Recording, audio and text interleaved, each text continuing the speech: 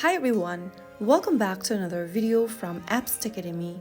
In this tutorial video, I'm going to be guiding you through how to set a Signal app lock or PIN code using this Signal mobile application.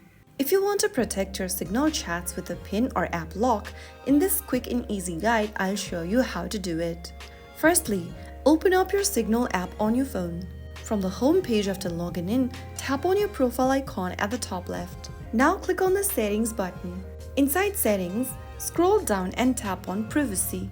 Under the Privacy menu, scroll down again and look for the Screen Lock option under App Security. Toggle on the button right next to it.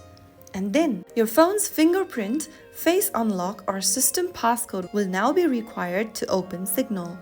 You can tap on Screen Lock Timeout and select the time duration when your screen will be locked automatically. For your security, you can choose Instant, and once you are done, if you go back and close off the Signal app and open it up again, you'll be required to enter your PIN, scan your Face ID or your fingerprint to open up Signal app.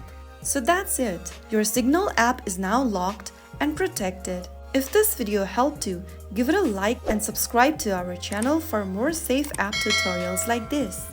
I will be back again in the next episode. Thank you for watching.